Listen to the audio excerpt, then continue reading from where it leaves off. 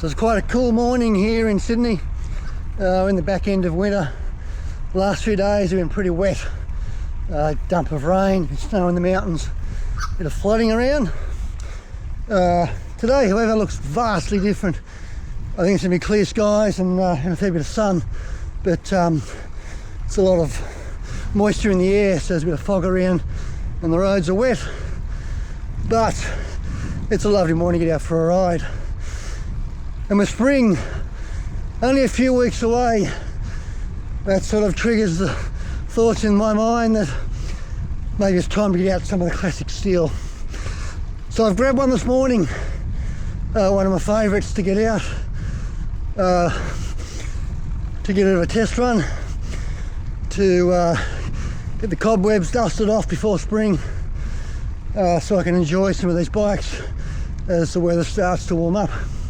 So I feel really privileged this morning to be out on a 1980s model Villa Tristina Cromavolata Ramata, one of the real classics from the 80s and one of the absolute beauties.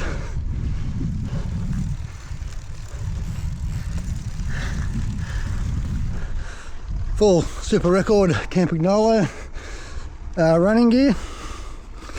That beautiful Ramata Cromavolata paint job, which is absolutely stunning. As the sun comes through, get a bit of nice reflection off that, no doubt. But here's the thing about riding some of these earlier model bikes. There's some challenges with them. It's not always that easy to ride. You know, the weight, this runs about 9.5 kilos, which is not super heavy, but it's certainly not lightweight in today's terms. And the gearing on them, this runs 6-speed, which I think the range is from around a 14 to maybe a 21. So there's not a lot of gear range there. So it's certainly not a mountain climbing bike, and not for me anyhow at my age. Other challenges, the down tube shifters. Well, I grew up with those, so it doesn't really worry me that much. Get used to it pretty quickly. And the front chain ring, you don't change that often, and it's just tickling through the rear cluster up and down a few of the gears. If you hit the rolling hills, then it's not really a problem. The bit that I find most challenging though is the wheels. These early aluminium rims, box section, certainly no aerodynamics in them. They're not lightweight either. Super record hubs are really smooth, they run nice. But they're running tubular tyres, or singles as we used to call them in the day. And those can be a bit of a pain out on the road. Nothing worse than carrying a full tyre with you, just in case you get a flat. And if you get a second flat, well, you gotta walk home. Wouldn't it be nice if I could run some clinchers on this? Well, I do have a clincher for it. I managed not long ago to pick up a clincher rim for this. But still, I was looking at something a little bit more. Maybe something that's a bit lighter, that able to run perhaps a slightly wider tyre, maybe 25 or 28 if you get a little bit more comfort, a little grip on the road. So what I've done is I've managed to get my hands on a nice early model super record set of hubs that suit this bike, that take the 6-speed freewheel, and then I've ordered in a set of 40mm deep, 25mm wide set of carbon rims from China, and I'm going to get these put together and be able to run this bike with a set of semi-modern, semi-classic set of wheels that should maybe just make things a little bit easier out on the road, so I can run a set of tubeless, or just run some TPUs or something in it with some modern GP5000 Continental tyres, which is my choice of tyre, rather than the tubulars. So just wanted to get out and go for a run on the bike today, give it a ride, see how she feels before I get these wheels made up.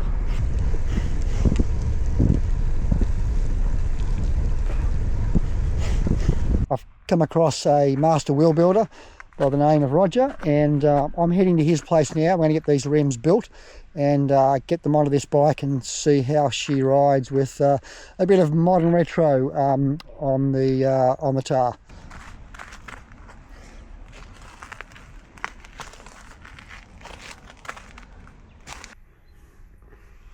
So you built that? Yep. To suit what you need? So I built this. I have something similar at the bike shop that I used to work at, or still work at. And the intent of this is to provide a nice easy lacing platform to work from, made out of bits of metal left over in my garage, an old bit of a lathe and a lazy Susan bearing, but you'll see how we utilise this. So the rim just sits on here. It means I can move it around when I'm initially lacing up. For me, it makes it really easy. So it's not something that you can buy.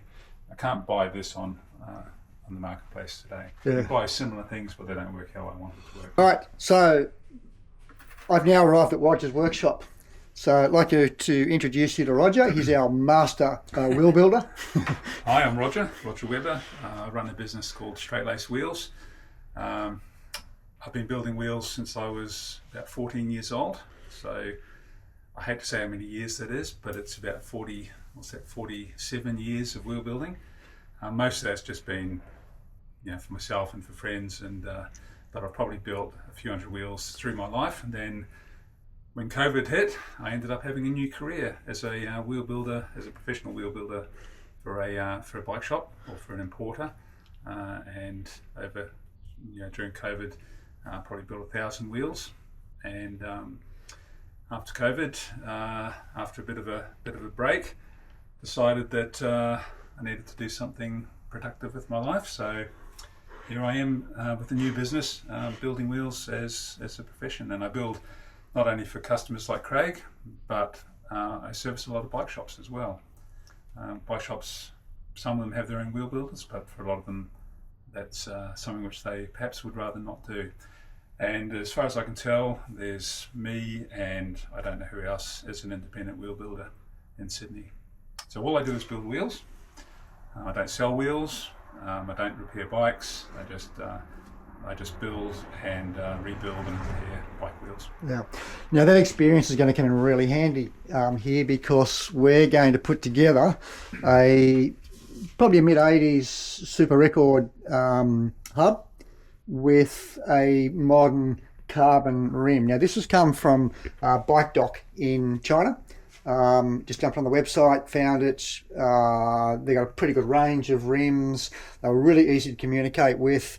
It arrived in the box. I've given it to Roger and it looks really nice to me, but what's your initial thought on the rim? Okay, well, proof's in the writing, I guess, but to me I look at that and go, it's nicely finished.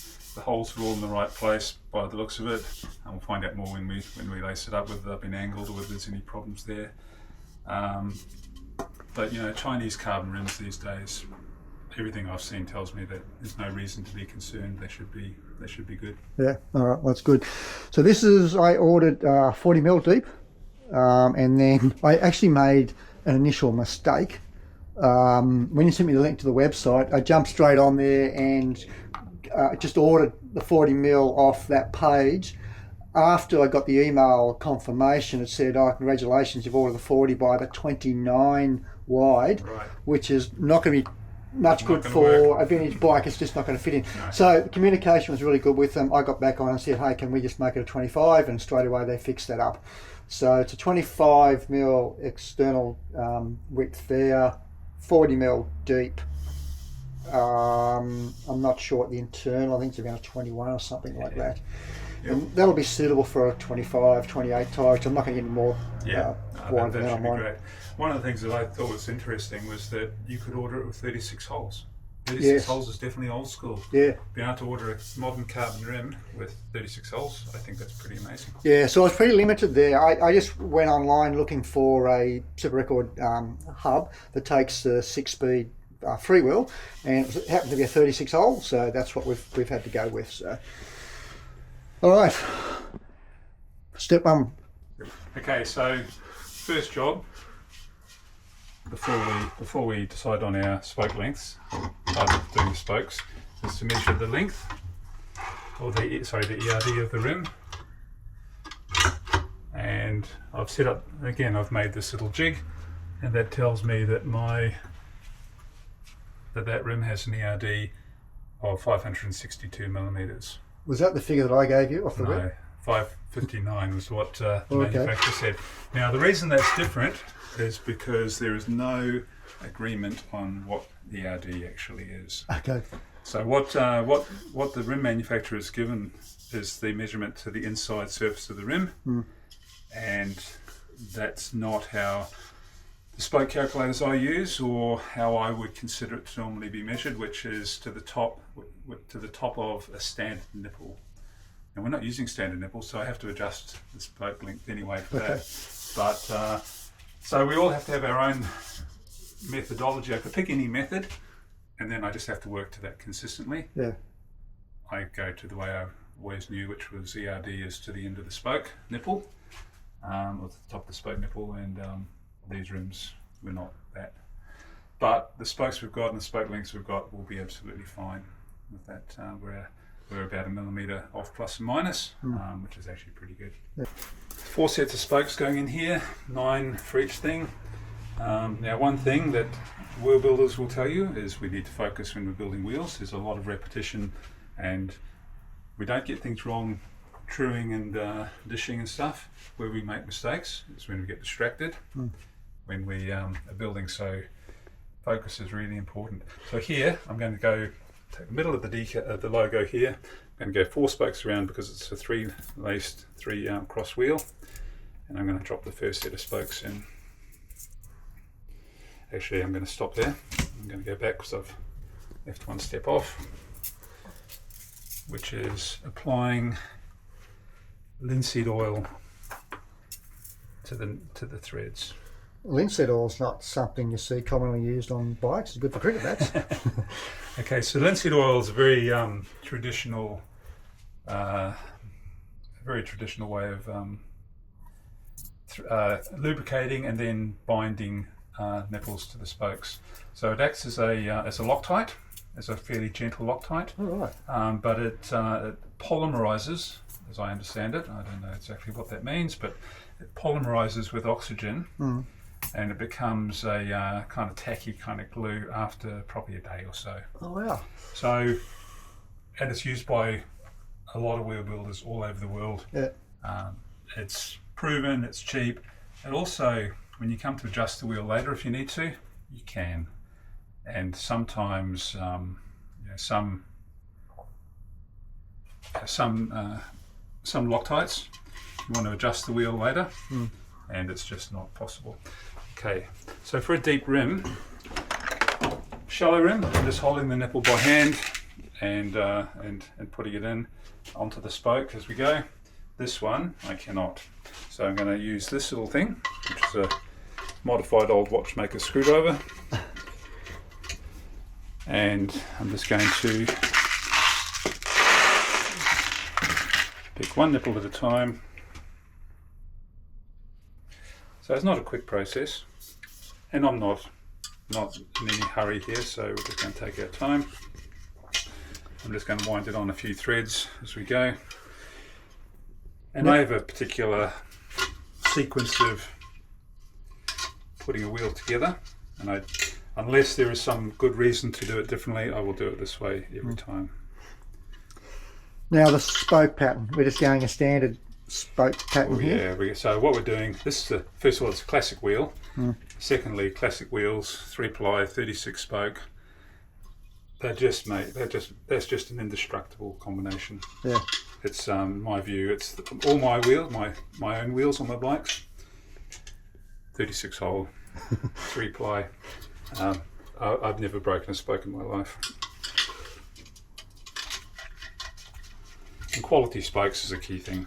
You hear about people breaking spokes, and there's a couple of things that can cause good spokes to break, and they'll break at the nipple or at the hub, but generally my experience is broken spokes is because you've got they've been made with cheap steel, and there's a handful of brands of quality spokes, and I just stick to those. I'm not using any no-name spokes.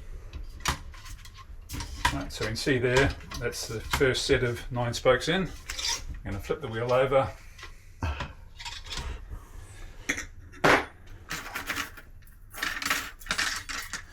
Get another 9 spokes. 4, 5, 6, 7, 8, 9. Dip them in oil. And because I'm doing this and then putting them through the hub, there's going to be some oil on the hub. So we're going to clean that up before we're finished.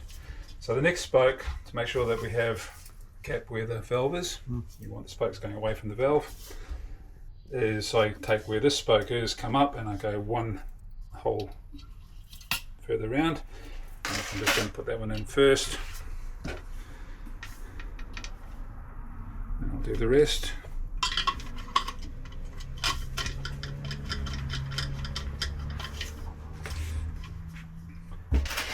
And if you ask 10 wheel builders how they lace wheels, you'll get 10 different pretty answers. much 10 different nuts. Yeah. I mean, it's all kind of, you all have to put the spokes in, but some do it sitting on their lap. Some put all the spokes in first and then lace up the rim. That's possibly a faster way to go, but it kind of falls down when you have more complicated wheels. Deep rims, for example, where you've got to do this with this tool. Not so easy. See how easy it is just to spin this thing around.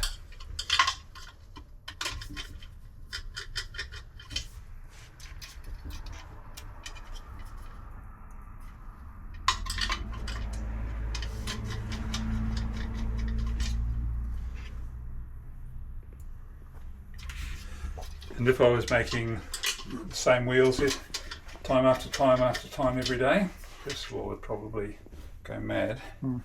But secondly, where I've done 10 wheels in one day, about 35 minutes a wheel, start to finish. But doing this is everyone's a bit different, so no rushing, just take your time, and typically it's about an hour to build a wheel, not counting the time to acquire and cut spokes. So let's go back a bit in time. So we've got hubs here from the 80s and relacing those to rims from the 2025s. What progression or regression have you seen in wheels over your time wheel building? Okay, well I'm a retro bike fan. I've collected bikes for 25 years at least, collected and restored vintage racing bikes, typically 1950s through to 1980s. I like the old stuff. One of the things I like when I'm riding is I like comfort. Maybe it's because I'm getting old, but for me, comfort largely comes from the wheels, and largely that comes from the rims, the choice of rims. So I like fine spokes, have a bit more give in them. So these are butted spoke. They've got a thinner section down the middle than a straight gauge spoke. Straight gauge spoke is harder to ride. It has less stretch in it when it's under load. And the old rims, the old shallow rims, they have more flex in them. They have more vertical compliance. These rims, okay, you've got 36 spokes in here, but you could probably get away with 20 for a lighter rider like yourself, because the rims are so rigid. Now that's nice. Less spokes. A lot of people say it's a good thing. One of the things you give up with that is with the rigid rims is you give up vertical compliance, and vertical compliance makes a softer ride. So and also, sometimes these deeper rims can be more aero and be faster for racing, but potentially heavier. So the old tubular alloy rims, they were as light as 275 grams. And that's a super light wheel. And with lightweight 15 gauge spokes, or 17 gauge, 17 gauge spokes, makes a very nice wheel. Okay, so just put in my third set of spokes here. Now these are going to be laced underneath, interlaced underneath these three. They'll come three across, and this one's going to go in there.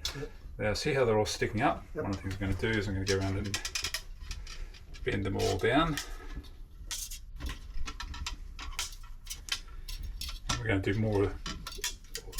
By the time the wheel's finished, these will be well and truly bedded in, and we're going to do some stressing of the spokes a bit later to so that we do it before you start riding. Otherwise you'll be riding it and they'll loosen off a bit because they haven't been stressed. So what challenges are there combining a hub and a set of rims that are essentially more than 40 years apart in production? Okay, well, I was pondering that one, and I don't know that there are a lot of challenges. So, but the things that you have to watch for example, these hubs have possibly smaller holes in them than modern hubs. So, in fact, we can have a look when I finish this wheel. Have a look at one of the hubs, your other hub. A lot of spokes now have a thicker section where it goes through the hub than the rest of the spoke, so they may not fit. But pretty much you can put any rim on any hub. So doing something like this with a modern rim on an older hub, yeah, no problem. Just a couple of gotchas there with the spokes that you just got to watch for and know what you're dealing with, and otherwise we're good to go. Okay, so there we have the third set of spokes in, and should just leave that where it was. It's starting to look like a wheel now. It looks like a wheel. Comes together pretty easily, doesn't it? It does, doesn't it? Yeah. You can see how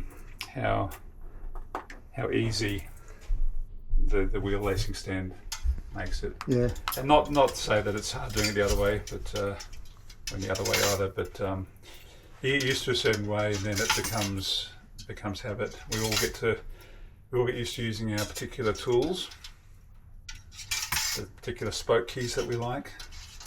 The particular way of holding the wheel and working our way around the wheel and bringing the wheel up to tension. So there's probably as many different variants as there are wheel builders. Okay, right, next thing we're going to do is we're going to start tensioning up this wheel. First step is to get a consistent position of the spokes on the nipples. Most wheel builders these days will use the drill, and we use the type of nipples we're using here have a square head on them, which is a style of nipple that's easier to build with. And this tool pushes in, and as I turn it, the spoke comes up through the nipple, and it's going to push that tool off by that little pin that's sitting there. Okay. I just hold the nipple, and I can hear it and feel it when the tool pops off the drill, or pops off the nipple.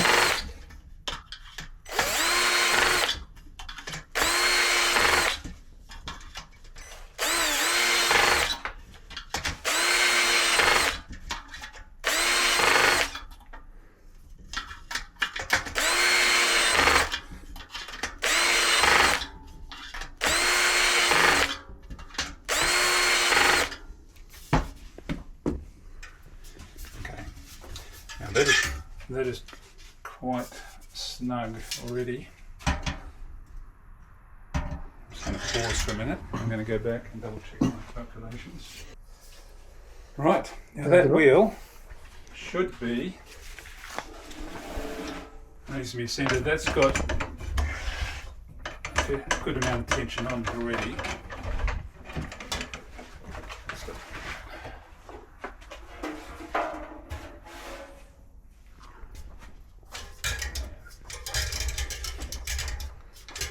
Okay, so I'm just doing a quick sanity check on the tension level that we've got. This is a Hosan digital tension meter. My view, one of the very best spoke tension meter tools that there is. I find it to be consistently accurate, very easy to read, and yeah, for me it's just a joy to work with. I can zip around the wheel, get accurate tensions, it reads very quickly, and every time I go around it'll give me the same result. So some of the old mechanical dial ones weren't quite so easy to work with. And let's see how straight we have it. Okay, so it's got a bit of a wobble in there. Now we haven't done any truing yet. But what I'm going to do is at this point, I've got enough tension on it already. I don't need to have more on it before I do anything else. So I'm just going to true that up.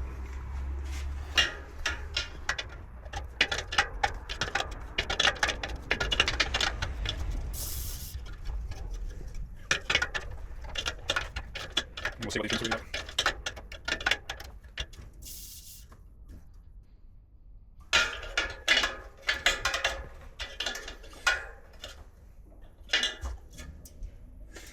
So at this point I'm not trying to get it perfectly true. We're going to come to that later.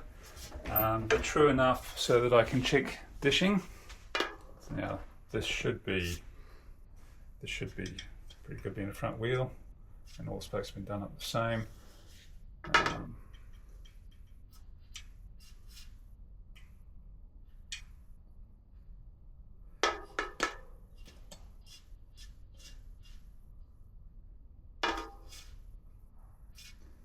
But nope, it has to come that way about 2 millimeters.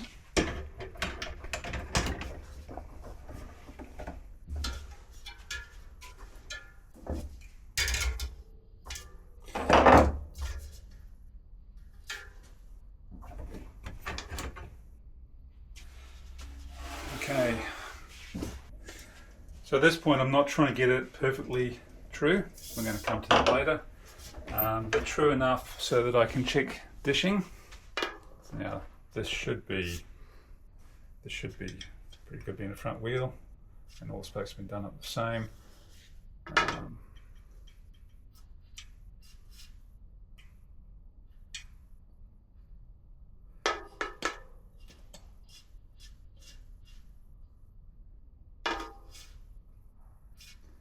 But nope, it has to come that way about 2 millimeters.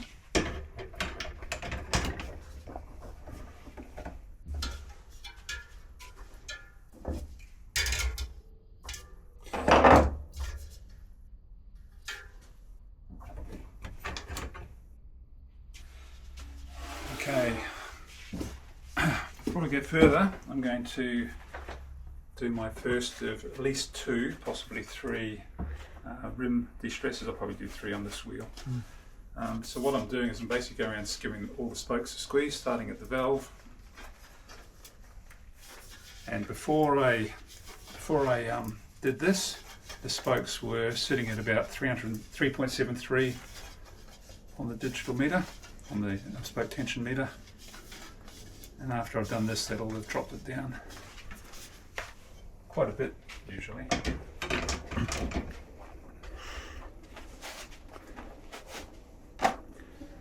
So what's that, settling the sort of spokes into the holes and also into the rim? Primarily settling them into here. Yeah. So I've taken a few measurements as I've done this. So it's gone from an average of about 375, probably an average of 360 now. Okay. So I'm going to double check which side it was, because being a front wheel I can't tell left from right without the disc. That's an interesting point about wheel building. Most modern wheels have a disc on one side, so you've got a very clear left and right. Yeah.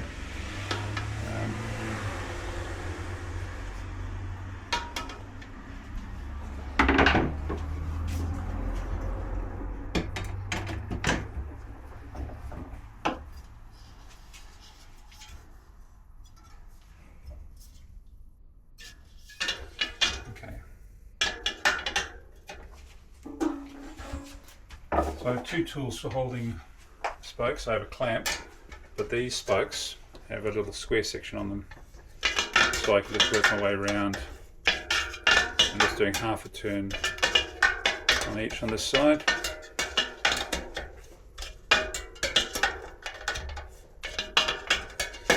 And this just stops the spokes from getting wound up. So instead of tightening up the nipple on the spoke, what can happen is you end up just twisting the spoke. It's called spoke wind up.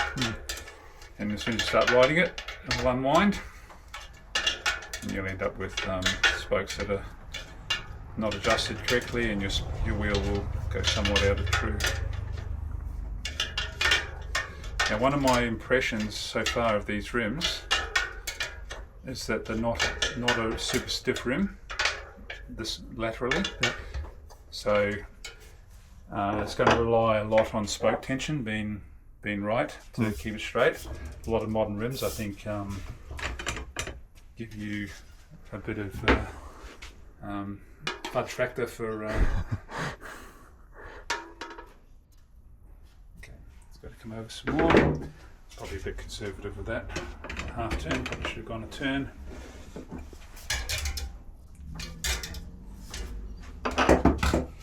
So what I'm checking there is that my average tension is, if it's already at the level I want to get to, then I shouldn't be tightening up this side further. I should be loosening off that side. Yeah. And the idea is that I get to the right tension. Adjusting it as I go, so I can end up spot on the right dish.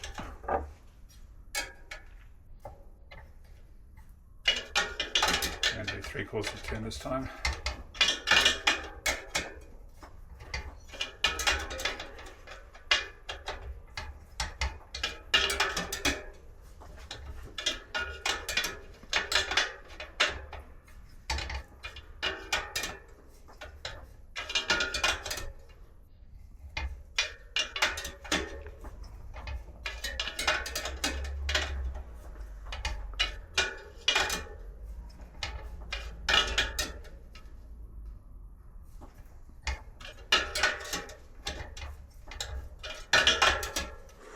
So is the art of wheel building a dying trade because it's become so easy just to jump online and buy a set of wheels now? So I think the idea that all wheels, when I was a young lad racing, probably all racing, you couldn't go out and buy a full set of wheels. Yeah. You'd buy hubs, you'd buy rims, system wheels. The concept of pre-built wheels probably came in the 1990s. Maybe earlier, but even then they were kind of an expensive oddity, and one of the challenges was that they, if you broke a spoke, then you had to go back to the manufacturer to get a particular spoke. Yeah. Today, I'd say there's less of us. Is it dying?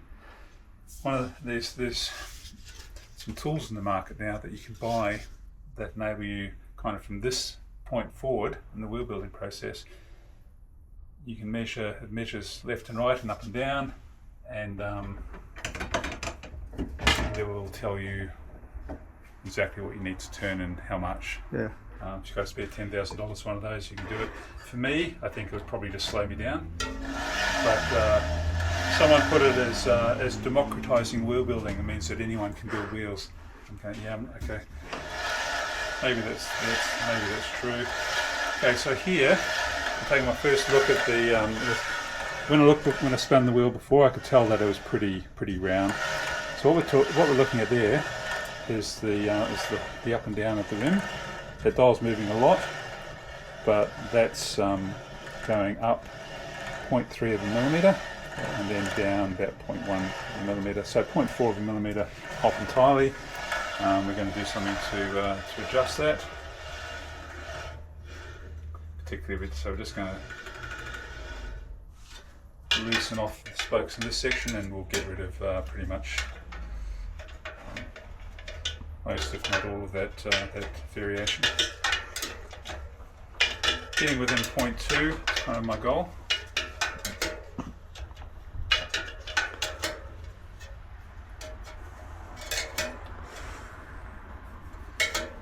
So like buying a new car, a new bike, you should probably drop in after 1,000 k's and get a bit of a check over it, make sure everything's still tight. Is it the same with the wheel? Look, it shouldn't be necessary in my view. If the wheel leaves here with, let's say the wheel built up really nice, and you think that'll be the same, but no, they're not, because of the variations in the rim. The rim some brands of rim, some particular specific examples, they might come up within 0.1 of a millimetre true, up and down, left and right, beautiful. But probably after 3 months of riding, it's not going to be there anymore. But it might be 0.2 millimetres, or maybe even a little bit more. Is that a problem? Not in my opinion. Yeah. Yeah, if it goes out a millimetre, then sure. If something's come loose, but without actually going out and riding them and really doing all that stuff, you can't deal with every scenario. Now have a look at that now. You see that there's a lot of that jump has gone through a little high spot, actually a low spot there. So we're going to take that out.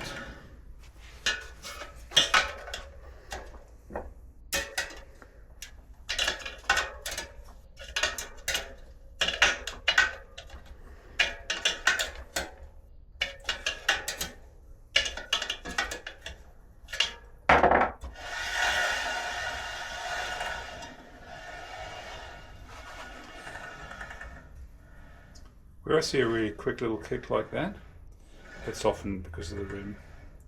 So there's some things that you really can't do with spokes. So we'll have a look. So the more flexible the rim is, the more compliant the rim is, the more you can get little hops. Okay, so I just loosened that bit off there, and it went the other way.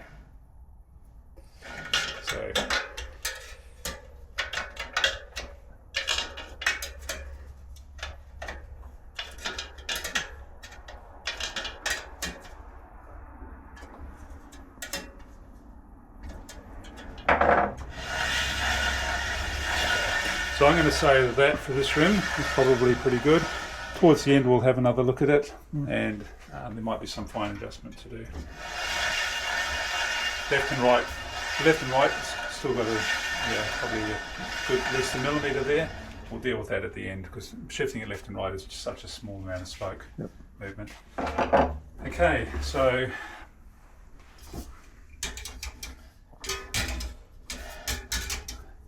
I'm going to go around and do a bit of evening up of the tensions before I bring it up to that last level.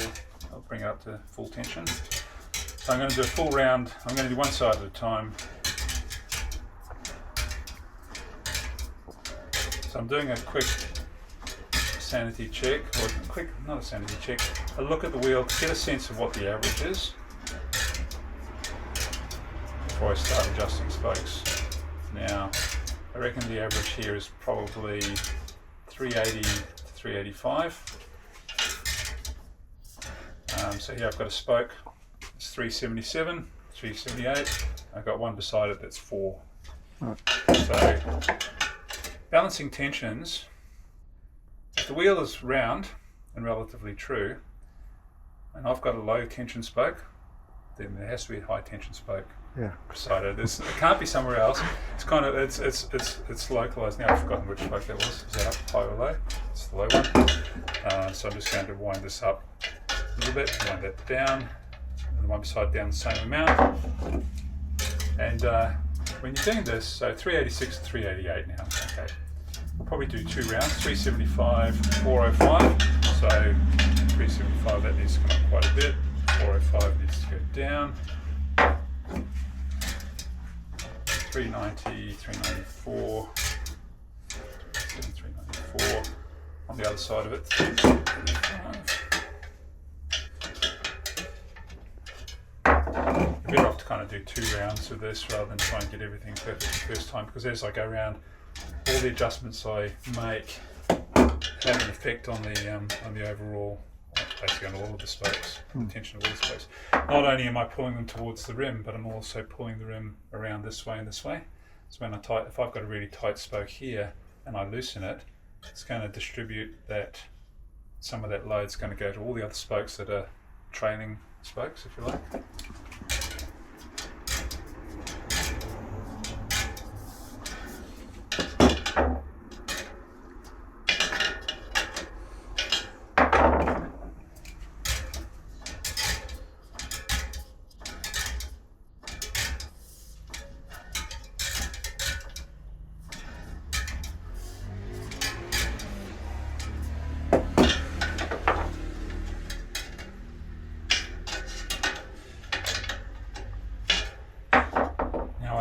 Loosen that one, tighten this one, because this one was on the average, this one is high, this one is low.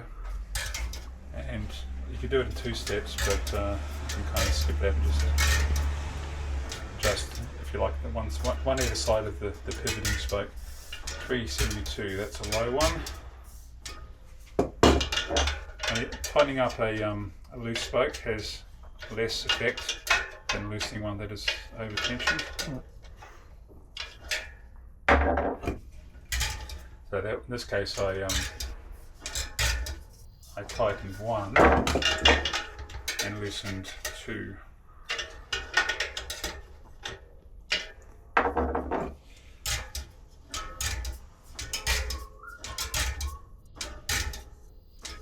So what's the difference at this point if you're trying to tension something that's got 36 spokes as opposed to something that's got like half that many?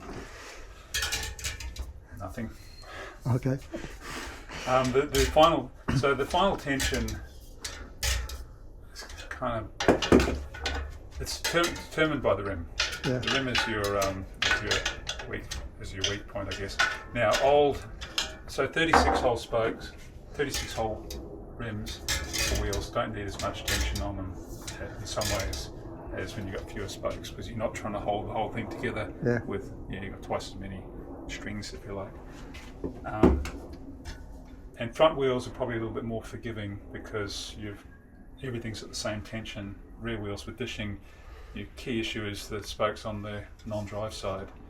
They're the lowest tension spokes on the bike, and if they're not tight enough, then they're not really doing their job, and they can potentially come loose if you haven't got some sort of binding agent in the nipples. So this rim, typically 120 kg of force per spoke, so about 3.5 tons, nearly 4 tons of force holding this together. Yeah. So this little nipple on the spoke, you can put all your weight on that. You can hang yourself on it, and I've got a calibration tool somewhere I've done that literally for the purposes of calibrating my meter. Okay, so now let's flip it over to the other side. We will come back and do that again, do another round of tensioning. But before I go further, I just want to make sure that the wheel is tensioned appropriately. I can tell that the dish is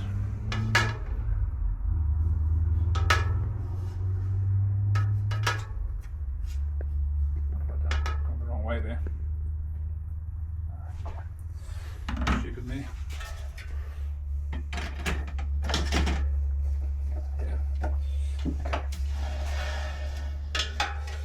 Talk about concentrating.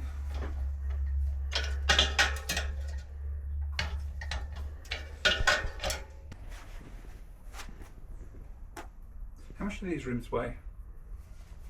I don't know. I should have weighed them before.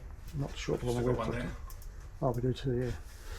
Take it upstairs, get out the kitchen scales, don't tell my wife.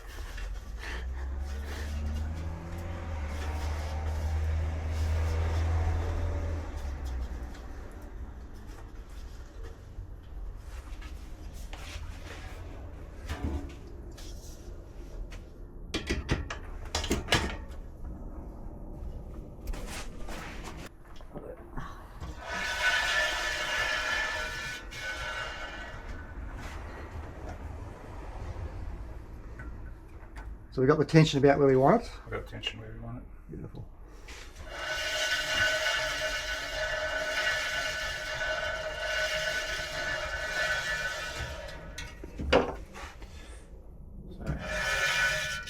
So I am going to adjust this wheel, just adjust the hop a little bit further.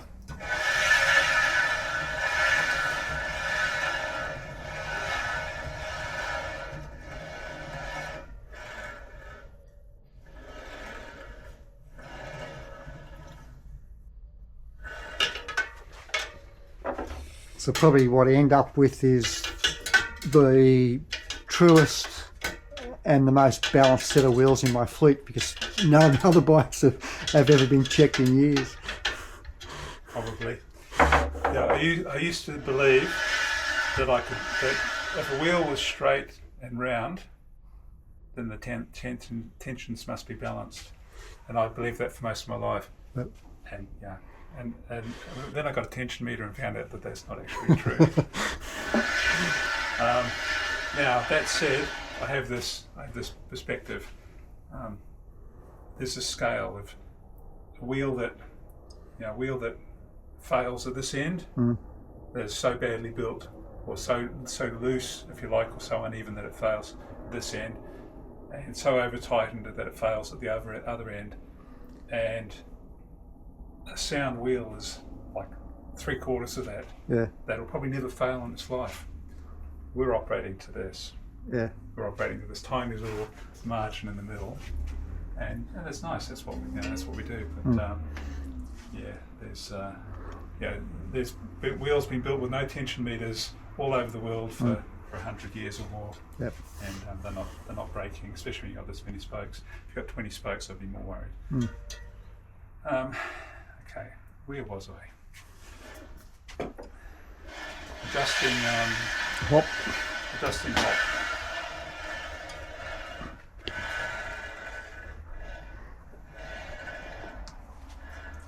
So everything I'm doing now, after having balanced the tensions, everything I do is I apply the same left to right.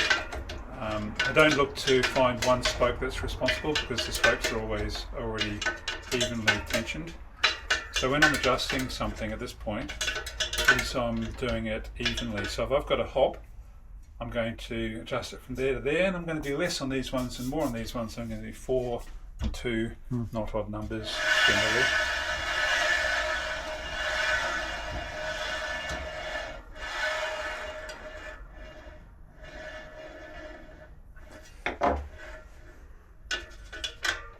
So I'm actually loosening off these ones a little bit, so I probably will end up adding a little bit more onto the whole wheel in a couple of minutes.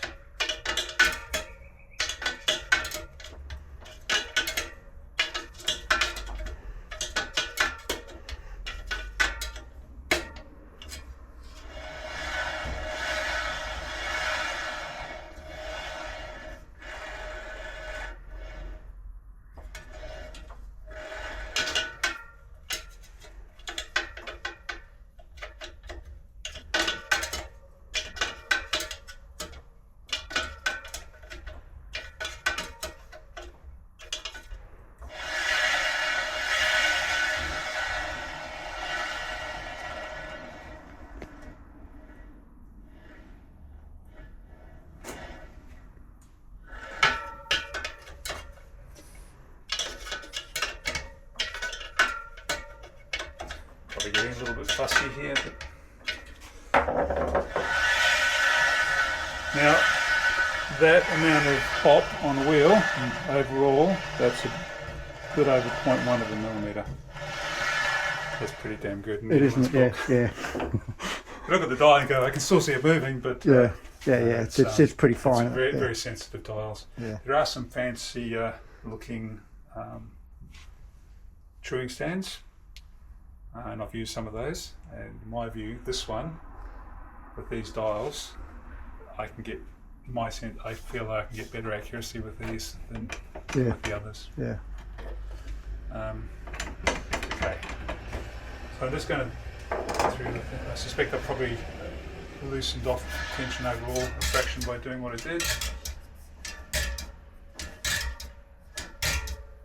No. Average, just 398, 4. I'm good with that. Right, so we're going to do a final true left and right, and then we'll be done.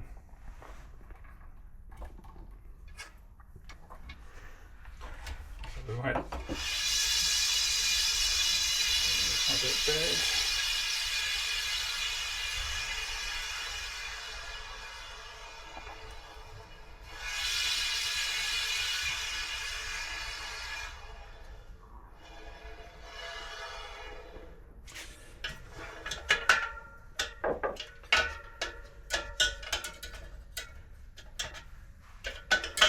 We start dealing with very, very small amounts of adjustment to the spokes to true up left and right.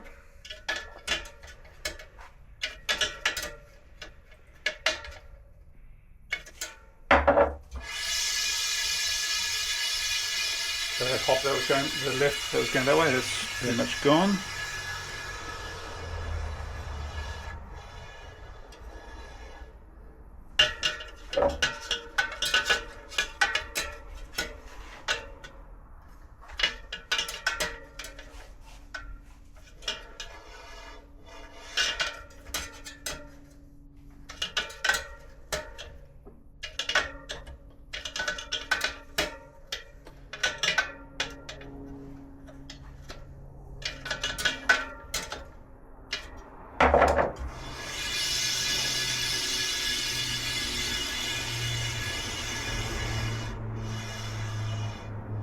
Have a sense that that has a bigger kick in it now than it did before.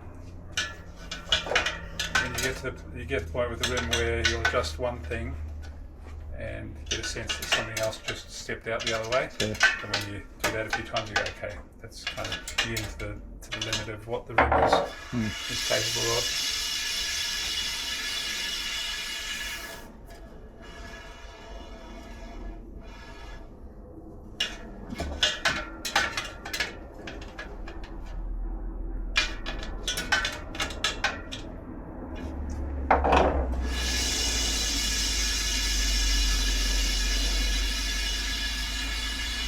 I'm good with that. If you're happy, I'm happy. 0.15 millimetre.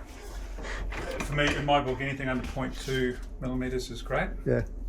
Sometimes you get 0.1. Yeah. You could spend another hour chasing it and not make it any materially better. Yeah. Okay. Valve's in the right spot. We can see the logo. Sometimes logos are a bit of a choice where you put it exactly. Yeah. We're going to give it a wipe down, and then we're going to go have a cup of coffee. Ah, that sounds like a good idea.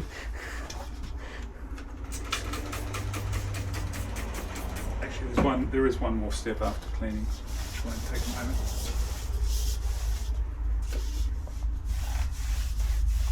Is this linseed oil that we talked about? Yeah. I'll leave it on there without cleaning it up. Not so easy to get off later. Yeah. You can, but not going to help with the braking either.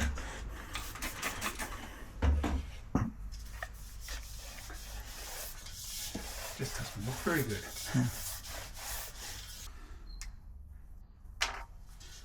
The signature. Oh, Straight laced wheels. What's the date today? The 4th, 6th today. Have to check that. Where's my calendar? 5th. Ah, it's close. Okay. 05. 08. 8. The year's gone. That's my first wheel for the day, and then that will get entered into a book. Yep. Which I keep of all the wheels that I make. Okay. And that wheel is good to go. Fantastic.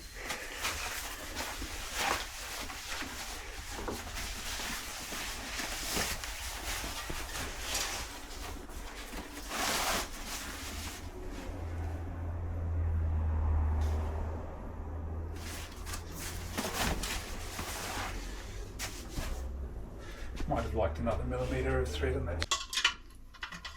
So is there any difference between the front and the rear here, the way they're lacing or the build? So no difference in the lacing. Spoke lengths in this case are different left and right. Well, the calculated spoke lengths are different.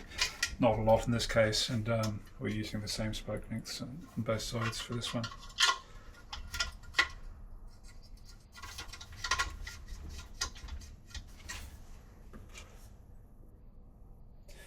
But when it comes to building it, the dishing means that we're going to end up with, we'll bring the drive side, the cassette side, up to the maximum tension that we want for the wheel.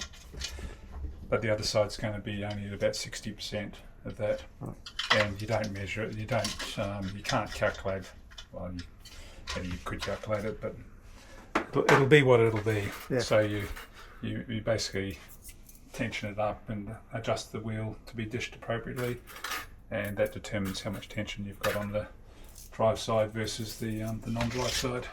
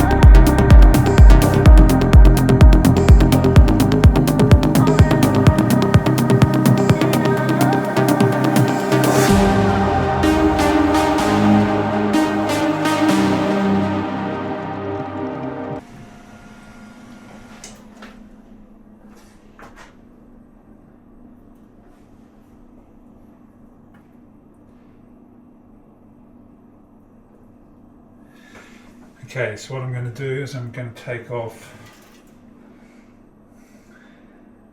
I'm going to take off a bit more than a millimetre. WD-40, great lubricant for cutting aluminium.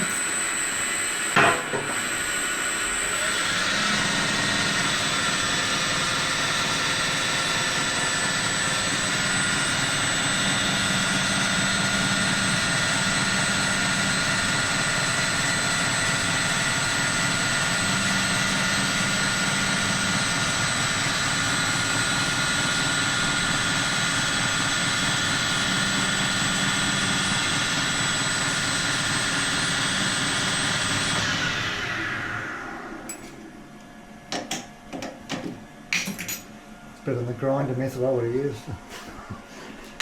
I've discovered the wonders of having a lathe. Yeah. So I've just discovered here that this hub's been set at 130mm, which is a modern spacing, as opposed to the 126 I would have needed for the vintage bike. And it's had some spacers put on there. One we've taken off, but still left this with just over 127mm. So we've just machined off a little bit to get that back to a 126mm.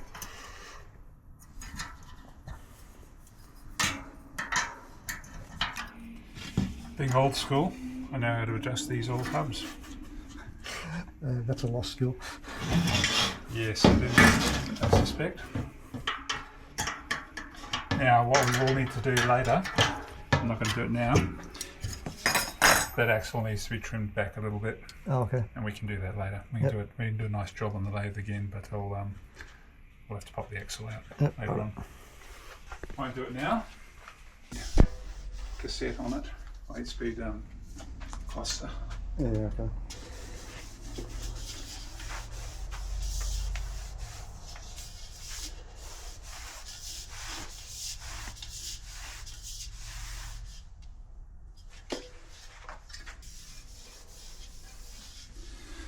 Okay. Serial number, and then we'll do the hub.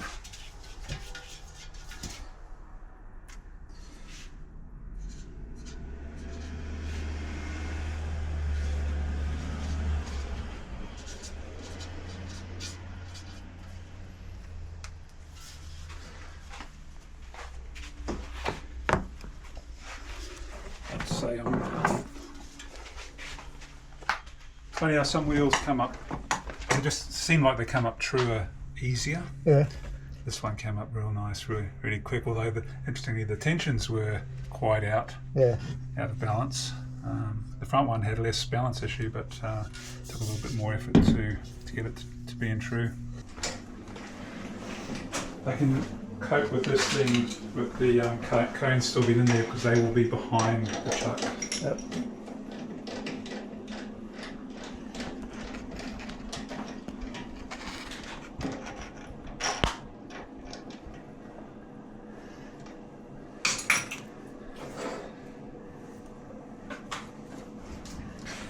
Different tool for the steel. That one's for aluminium, that one's for steel. Okay.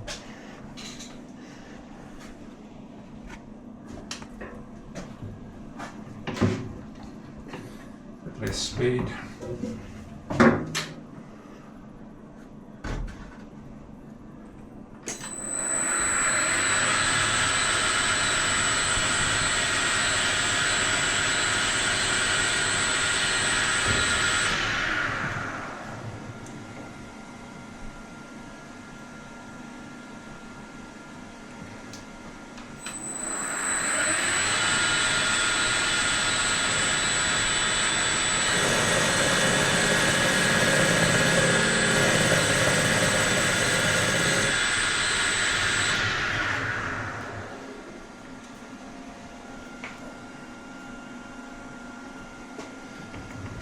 Smell it?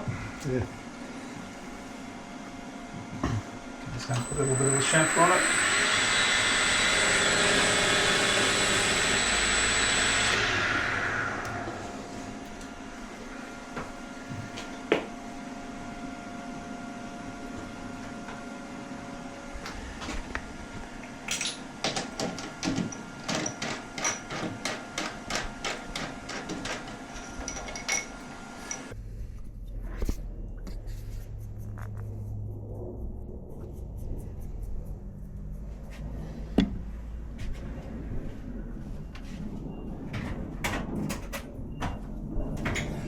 Normally 5mm of thread showing would be the norm or the factory. So I'll start with just set this side to 5mm, and then the other side will be whatever it is. That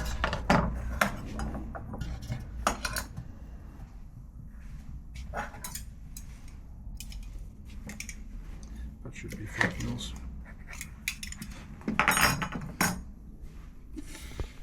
Right.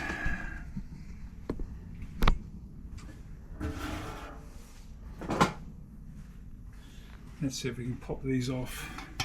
There we go.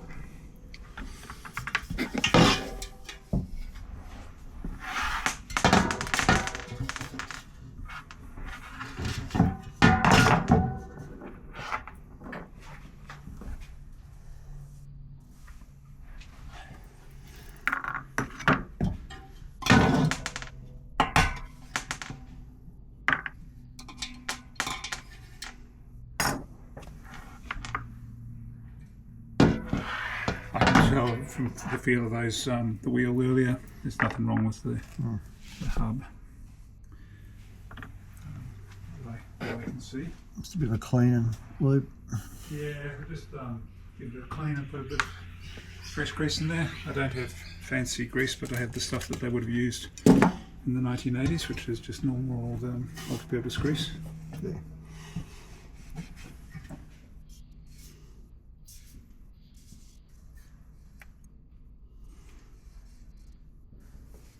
So how often do you recommend sort of giving a hub a bit of a lube? Hubs like this. If you ride them in the rain, strip them down and clean them, unless you don't want them. All right. they're not waterproof. Yeah. Yeah, it's pretty harsh really. It's the maintenance requirements on these old hubs. If they're dry, if you're using it every day, if you're riding it every day, then probably every few weeks you'd want to clean it. But if you ride it in the rain, pretty much strip it down, give them a clean. So you can see why the well sealed hubs and steel bearing hubs, which aren't really very well sealed, are more popular.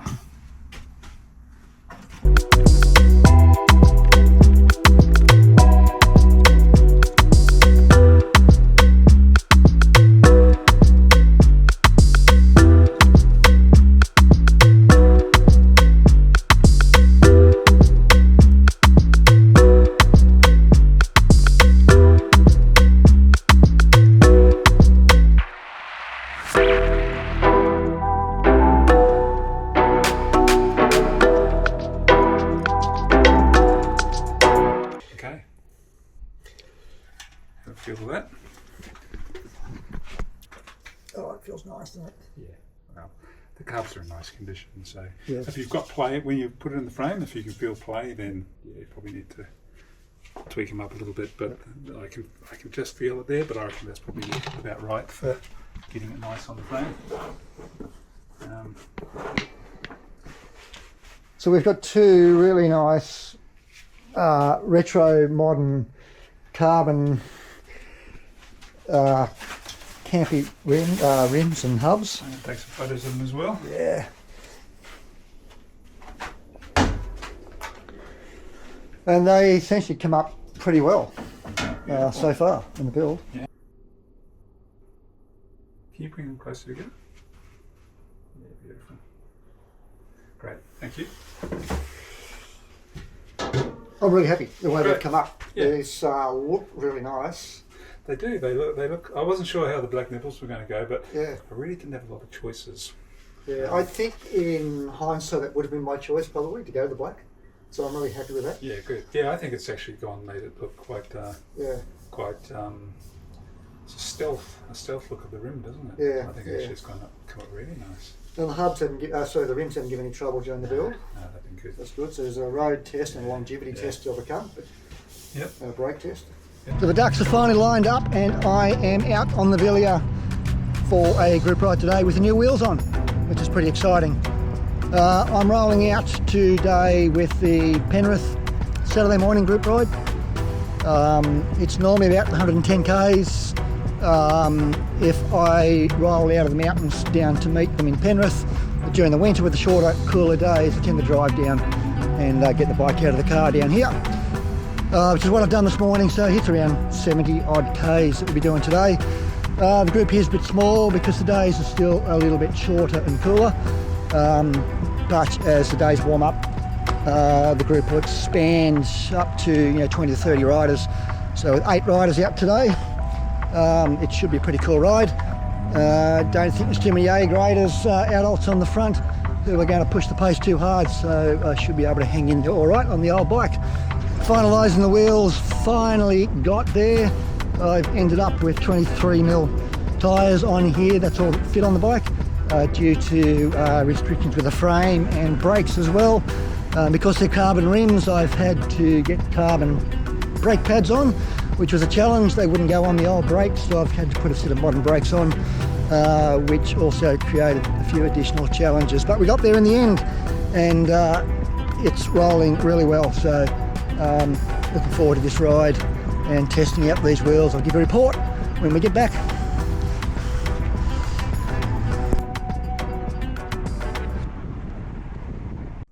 So that was a really nice ride out this morning. It almost felt like spring's in the air. Started to warm up a little bit, and beautiful sunshine, and the roads were good. So what did we learn around the wheels and the bike? So the setup of this actually took me a couple of weeks. It was a bit complex. Firstly, I put 28mm wide tyres on to the wheels and put them on the bike. and they fitted on the front with the forks, plenty of room there, no problem. On the back there's like 2 mils of clearance either side, so not much there, but I can run 28 mil tyres on this. Secondly, carbon rims need carbon brake pads.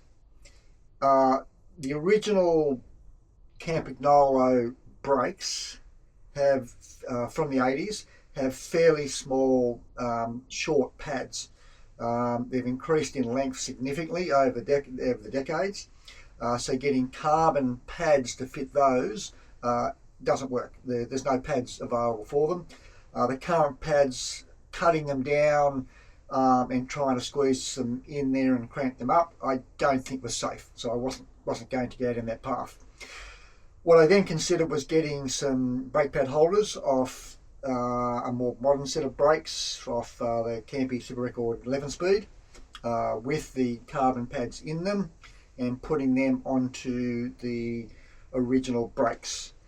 But because they're longer and the shaft for the original brakes is quite short, they sit fairly close to the frame and the forks, the brake pad holders are too long and they hit the frame and hit the forks, so they won't go on. So finally then I've had to take a set of Super Record calipers off one of my other bikes. It's an 11-speed bike, so they're maybe 10-15 years old, still a very, very good brake set, and put them on to the bike holistically, and they fitted on no problem. They went on fine, they bolted up okay, and because the stem on those is longer, the brake pads have enough clearance on the forks and the rear stays, so they don't hit the frame, so they worked fine. Then what I found is that on the front, the brakes, the new brakes, fit fairly low to the wheel, and perhaps it's the angle of the forks, I'm not quite sure, but there is no way the 28 mil tyre was going to fit in. It was way too tall, so I changed over to a 25 mil tyre, and guess what, it's still too tall, so I've had to go to a 23 mil tyre, and it fits nice. There's a couple of mils clearance between the top of the tyre and the brake arm, and then everywhere else is more than clear enough. So I'm back at 23 mil tyres, which is a little bit better than what I had before, which was 21 mil tubular, but now at least I'm on clinchers, I'm on 23s, I'm on carbon rims, I'm on new spokes and new wheels, and it all works really well. The brakes work fine. So we got out on the road this morning, as you saw. How did it roll? Absolutely beautiful. These wheels felt really, really nice. Firstly, braking power, no problem. They braked really, really well. Not that I had any sharp braking or steep hills or anything like that to really, really test them out, but they worked more than effectively. Really happy with the way the brakes worked on them. How do the wheels feel? They feel really good. So I was discussed with Roger. He was saying that they feel like a softer type of rim. And what he's saying there is there's a little bit of compliance in the vertical of the wheel. Nothing that you could sort of squeeze, nothing like that. But what he's saying is it's not a super stiff rim that has very little compliance in it, like maybe you'd find on a time trial bike or something like that. And the effect of that is it gives me some level of cushioning on the road. And I feel that they didn't feel harsh on the road. They felt quite comfortable. Does that mean that they don't feel stiff or responsive? No, not at all. They actually did feel that. So with 36 spokes on here, it's a fairly stiff sort of wheel. It doesn't feel like a time trial wheel, so it's not overly stiff, but I don't feel any flex on the road as I have done with some other wheels that I've had on some of my other bikes. So they feel stiff enough to ride really well, but compliant enough to give me that little bit of comfort. So I think it's a really, really nice mix the way that it's come up. With the 36 spokes, I can hear the air running through them, which sounds really nice out on the road. And the hub, being an early 80s hub, is super, super quiet. So I really like that. Getting out in remote areas, riding in the back of the mountains and feeling quite free, and the silence. I don't need a loud hub, and I love the sound of the wind running through the spokes. So it sounded soft, it sounded really nice. So the wheels are perfect. Really happy. They look good. They did attract a fair bit of attention today. People were really noticing the beautiful chromatolata Ramata colour, and that copper finish, which was really reflecting in the sunlight. Looked really beautiful on the road and sitting at the cafe, and then the wheels really tip it off. The other thing I did with tyres was originally when I put on the first 28s, they were a black tyre. I thought to myself, hey, how about I go and get a set of cream wall tyres? They're going to look really nice on them. So I got those in a 28 and I put them on and thought, no, it doesn't work. Because we've got the copper colour, we've got the dark brown of the black of the seat, we've got the chrome, we've got the white, we've got the black, and we just throw in another colour. So with the tyres, I've gone back to a basic 23mm Continental as a tyre. The GP5000s, that's what I use across all of my bikes, and I think the plain black looks really good on those rims and just gives us that one less colour that's on the bike. It matches the brakes and the rims and the pedals, and I think it looks really nice on the bike. So what do you think? It's a bit of a classic modern mix, but what it means is that I can ride something from the early 80s that looks fantastic on the road, and I can ride it safely, and I can ride it comfortably, and it gives me some element of performance as well. Now, there's nothing stopping me from putting this onto a show and very simply going back to the original rims and the original brakes. So this is still a classic bike, but it gives me the option to have it sitting like a early 80s classic bike, or to have it as a bit of performance and something that's got a bit of a modern touch to it that's really nice on the road. So I hope you like this video. Thank you very much to Roger for building those wheels and talking us through it. It's the first time I've seen a set of wheels built, so I've got a little bit better understanding of what goes into building a set of wheels. And I thought that was a really good session there with Roger building those wheels up. So thank you very much for that. Please like and subscribe. I've got some more videos coming up on some of the classic bikes in the What's in the Van series. So we'll be back up in the mountains doing some riding shortly. Thanks for now. Bye.